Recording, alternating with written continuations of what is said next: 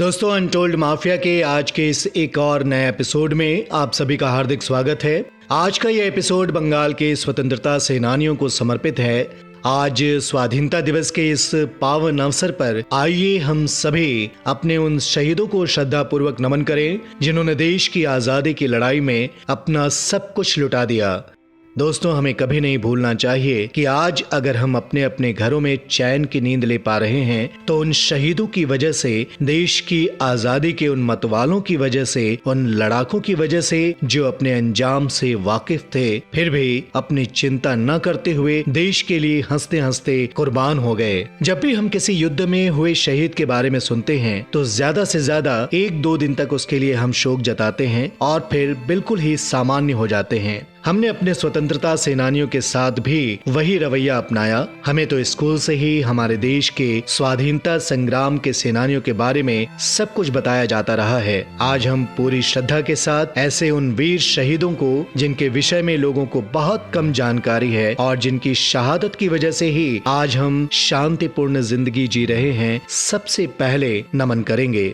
नोनी बाला देवी 11 साल की उम्र में इनकी शादी हुई थी और 16 साल की उम्र में विधवा हो गईं। ये वो समय था जब हमारे देश पर अंग्रेजों का राज था और देशवासियों पर उनके अत्याचार की नई नई कहानियां रोज सामने आ रही थीं। चार्ल्स टेगर्ट स्वतंत्रता सेनानियों पर क्रूरतापूर्ण तरीके से अत्याचार कर रहा था। इसी समय नोनी बाला देवी को उनके भांजे श्री अमरेंद्र चट्टोपाध्याय ने स्वाधीनता संग्राम में भाग लेने की सलाह दी। उन्होंने अमरेंद्र और उनके 2 साथियों को 2 महीने तक अपने पास छिपाए रखा, लेकिन अंत में वो पकड़े गए। एक दफा पुलिस की छानबीन के समय अमरेंद्र भाग निकले थे, लेकिन उनके साथी रामचंद्र मजूमदार पकड़ लिए गए और उन्हें जेल में डाल दिया गया। उस समय रामचंद्र मजूमदार के पास एक माउजर रिवॉल्वर हुआ करती थी, जिसे उन्होंने कहीं छिपा दिया था।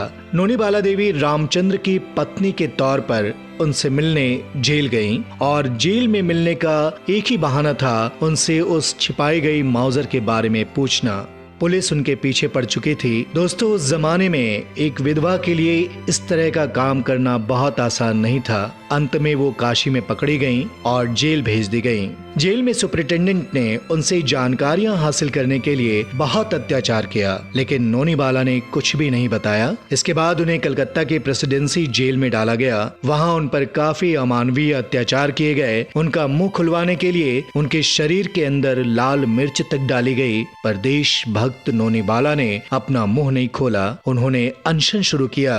पुलिस ने जब उनसे इस बाबत पूछा तो उन्होंने कहा कि अगर वो उन्हें शारदा माँ के घर पर ले जाएंगे तभी वो खाना खाएंगी। Special superintendent of police Goldy ने उनसे कहा कि वो इसके लिए एक एप्लीकेशन दें। उसके कहने पर जब नोनी बाला ने एप्लीकेशन लिखकर दिया तो उसने उसे फाड़ दिया और इतना ही नहीं, उसने उसे डस्टबिन में फेंक दिया। नोनी बाला गुस्से से कांपने लगी और अचानक गोल्डी को एक करारा झापड़ रसीद किया और गुस्से से चिल्लाईं, तू हम भारतीयों के बारे में सोचता क्या है? क्या हमारी कोई इज्जत नहीं? दोस्तों, वो बंगाल की सबसे पहली स्टेट प्रिजनर थी। उन्हें सन 1919 में रिहा किया गया, लेकिन हमारे समाज का रवैया तो जरा देखिए। किसी ने भी उन्हें रहने तक की जगह नहीं दी। उन्हें अपनी बाकी की जिंदगी सड़क किनारे भूखे रहकर बितानी पड़ी। गरीबी और भुखमरी झेलते हुए 1967 में उनकी मृत्यु हो गई।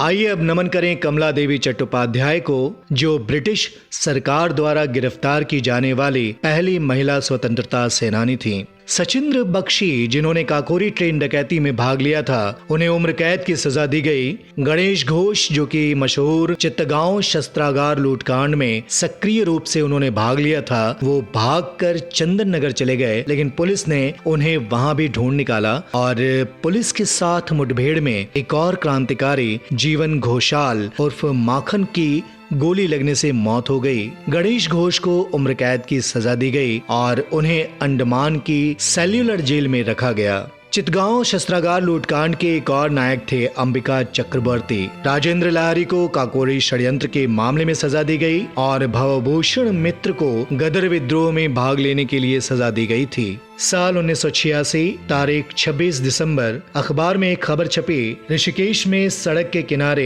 एक अज्ञात महिला की सड़ी हुई लाश मिली थी। उसका पता लगाने में काफी समय लगा। पता चला कि यह कोई बीना दास नाम की महिला का शव था। आगे चलकर उनकी पहचान उनके कई रिश्तेदारों ने की। बीना दास एक उच्च मध्यम वर्गीय परिवार में पली। सेंट जॉन्स डायोसेसन स्कूल और बैथुन कॉलेज में पढ़ने के बावजूद वो एक क्रांति के माहौल में बड़ी हुई थी। उनकी माँ सरला देवी एक छात्रावास चलाया करती थी, जो कि खास तौर पर क्रांतिकारियों के लिए था। वहाँ बम रखे जाते थे और जिसे क्रांतिकारियों के बीच बांट दिया जाता था।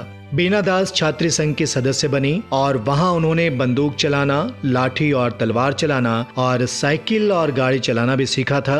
21 साल की इस लड़की ने बंगाल के गवर्नर स्टैनली जैक्सन पर कलकत्ता विश्वविद्यालय के कन्वोकेशन हॉल में गोली चलाई थी। उन्होंने उस पर 3 गोलियां चलाई, पर अफसोस तीनों ही चूक गयी। उनको 9 साल के कारावास की सजा दी गई। ट्रायल के दौरान उन्होंने बड़ी ही दृढ़ता के साथ कहा कि गवर्नर के पद पर कोई भी होता तो वो उन पर गोली चलाती।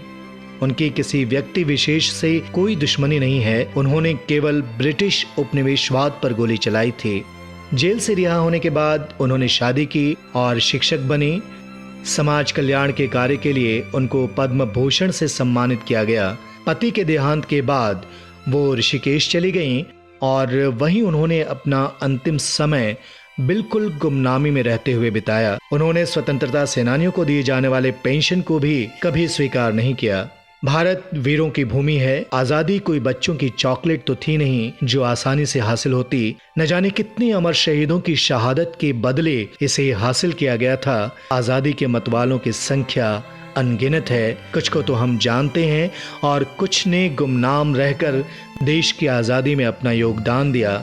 आज इस एपिसोड के माध्यम से हमने एक छोटी सी कोशिश की है उन्हें याद करने की, उन्हें नमन करने की। अनंत होरी मित्र बंगोवाशी कॉलेज में आईएससी पढ़ते हुए उन्होंने असहयोग आंदोलन में भाग लिया था। आजादी के आंदोलन में उन्होंने सक्रिय रूप से भाग लिया। दक्षिणेश्वर कॉन्स्पिरेसी के मामले में उन्हें गिरफ्तार किया गया था। वो और उनके साथियों ने पुलिस के बदनाम डिप्टी सुपरिटेंडेंट भूपेन चटर्जी को क्रांतिकारियों की जासूसी करने के लिए जेल के अंदर ही मार दिया था। 28 सितंबर सन 1926 को उन्हें और उनके साथी प्रमोद रंजन चौधरी को कलकत्ते की अलीपुर सेंट्रल जेल में फांसी दे दी गई।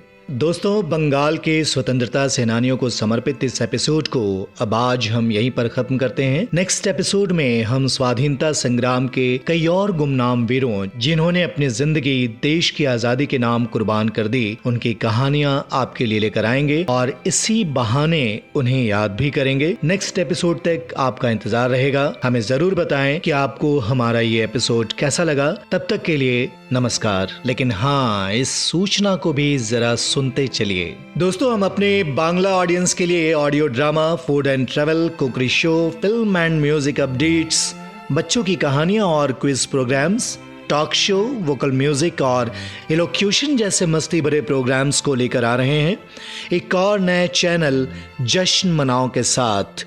इस वीडियो में आपके लिए लिंक दिया जा रहा है। हमें बेहद खुशी हो रही है कि आपने हमारे चैनल अनटोल्ड माफिया को इतना सारा प्यार दिया और उम्मीद करते हैं कि आपका ऐसा ही प्यार और स्नेह हमारे नए चैनल जश्न मनाओ को भी मिलता रहेगा।